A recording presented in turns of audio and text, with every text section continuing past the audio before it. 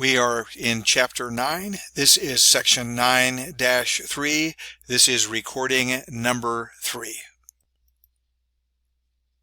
Okay, we're in 9-3 3 still. We're almost done with this.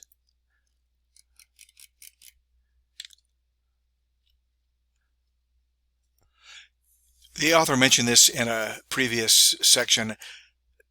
Very, very often this term right here will be 0 because the null hypothesis is that the mu's are the same. However, that's not an absolute requirement. You could say, hey, I think there might be a specific difference.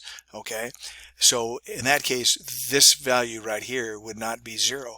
But so what? It's no big deal. You just go ahead and do the calculations. So let's take a look at an example of that. Okay, let's suppose that they said, well, on a specific diet, you're going to lose 3 pounds a week.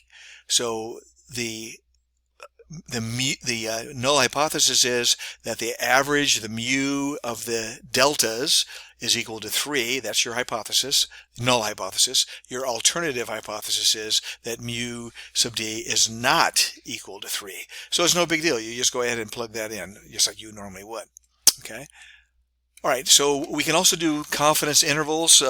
As before, the confidence intervals are all basically the same idea. A confidence interval is where you have the point estimate. In this case, it's d bar plus or minus the margin of error. Okay, and the margin of error is this guy right here. So let's look at an example. What's the 90% confidence interval for the data in example 9-7? Okay, the author did all that calculation for you. Okay, so what we would say is that the mean difference, the mean of the deltas,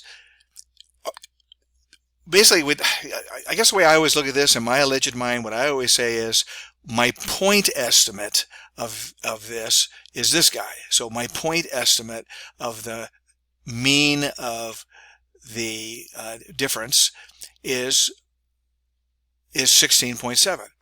Well, the interval estimate is 16.7 plus or minus the margin of error. So I say it's 16.7 plus or minus, what, some number, 20, 30, whatever it happens to be. Okay, so you just plug in the numbers and that's how you get the interval. Okay. All right, so then you can use the confidence interval as a way of doing your hypothesis testing as well. If your hypothesis testing is that mu sub d, your hypothesis testing for the mean difference is 0, let's say. 0 is between this number and this number.